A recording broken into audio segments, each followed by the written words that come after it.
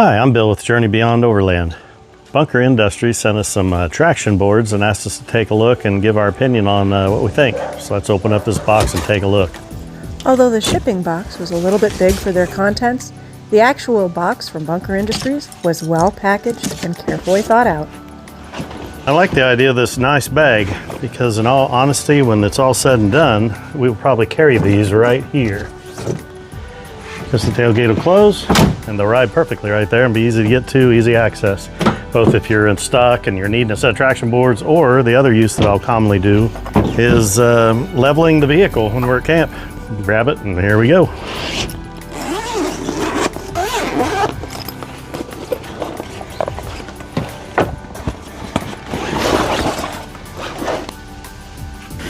Well, right out of the bag, I like what I see. It feels very substantial, very strong, very good quality of plastic. I like the stainless tip where you can start your tire onto the board. I like the edge where you can dig in. I mean, you can use that for shoveling even. You see there's a jack platform here on the bottom. You've got the teeth to get into the dirt or the mud where you lay the board down. We have replaceable tips that we can install here. It's a nice looking product. You have a user's guide. Got the tether straps to hook to the board so you can pull them out of the mud. Here are the replaceable tips to put on here. Looks like you have both black and orange. And the tool to put it on with.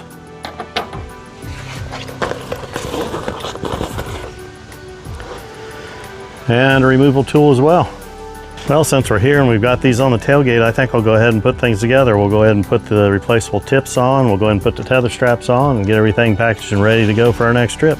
Another nice touch about this setup is the pouch or tool bag that they send with it. It's very well made. Has room for other items if you'd like to put in there, but it does carry your tools and your spare tips, which they send plenty with. We have 3 different styles of a traction board that we carry in 3 different vehicles in our fleet. And I just wanted to show you what I like about each of them. Each one has a characteristic that I really like about them that you really can't have in every traction board. So you have to kind of decide what it is you need and want out of your traction board. And I'll give you an example of why I carry the 3 I do in the vehicles that I do. These are going to go in the Gladiator. They're just going to go right in this handy bag and they can just sit right here with the tailgate closed. It'll be perfect. If we get stuck, you can just open the tailgate, grab them, and use them for a traction board. Or when we get to camp, the most common thing I use them for on every trip is just to level the vehicle. Just place them under the tire, left, right, front, back, however we need to get the tent leveled up. Things that I see on here that I don't have on the other 2 examples that I'm going to show you.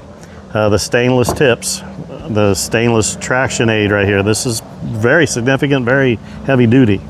I do like it. The replaceable tips, they can get worn if you slip or spin. You're not supposed to, but it does happen, and it can wear these tips.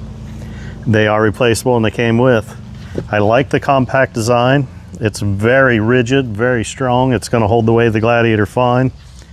And then I like this jack base because you can set that and you're changing a tire or needing to work, in a compromised spot where it's muddy or soft. This will give you a lot of support for the jack. Now those are things that I see here that I don't have in my other traction boards that we do carry. We've had these the longest. They have traveled the country with us multiple times, starting to show a little wear, but they're very durable and they are holding up. They are MaxTrax. It's a name brand that's very expensive. They don't feel any more heavy duty than the ones I just got from Bunker Industries, and we'll see how they hold up, but I think they're going to be quality.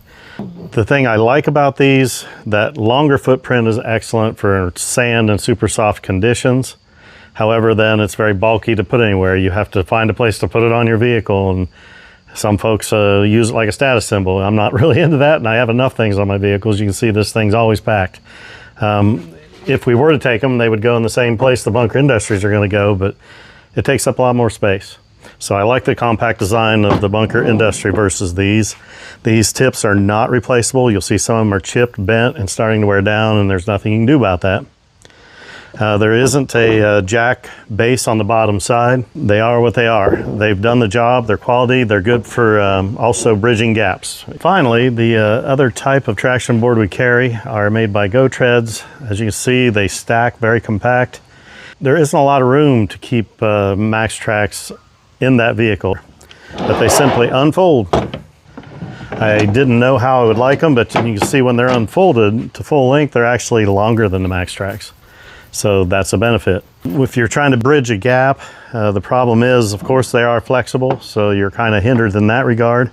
But then again, I've also noticed they'll kind of lay over the contour of the ground and help the tire just roll through and over it, rather than trying to make a ramp. Sometimes the ramp works, and sometimes the ramp will just slip and flop out of the way. All traction boards have their positives and negatives, but the value of the Bunker Industries traction boards is clear when you compare them, even if you get the 45-inch long ones. And their versatility and functionality, they check all the boxes we need to carry along in this Gladiator. So how exactly do you use a traction board if you need it in the field?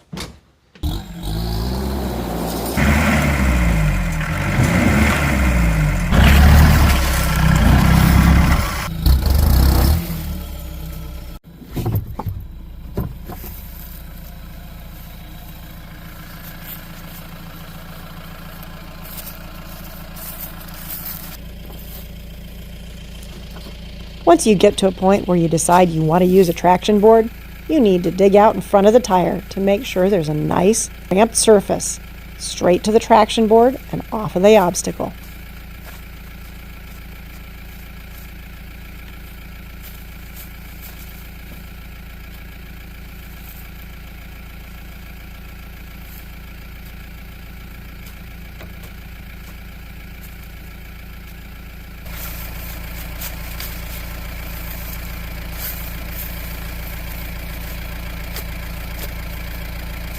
And when you drive out, you want to gently drive out over top of those traction boards, trying not to spin while maintaining some momentum.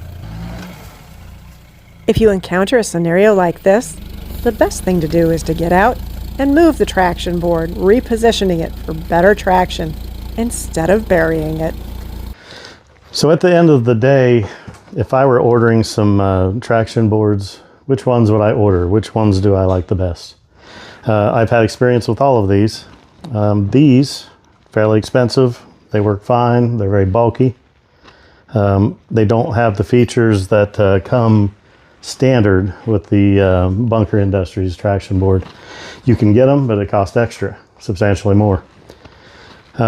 These are comparable in price to the Bunker Industries, but they're very flexible. Great for sticking under the seat of your Wrangler or in a vehicle you have a limited amount of space. But the best compromise, in my opinion, is actually the Bunker Industry board. You can get these in half length like these or full length like these. And either way, you're going to save $100 or more on the Bunker Industries and have the same quality, if not better. And you have the features of the replaceable tips and the stainless traction aid on the end. You can get that in these, but it costs substantially more on top of it. It's an option. It doesn't come that way. So for me, the best bang for the buck is the Bunker Industry board, and that's what I would order if I were getting some today. And if you're curious where those traction boards might end up, you should come over to Journey Beyond Overland and subscribe so you can follow up on all of our adventures.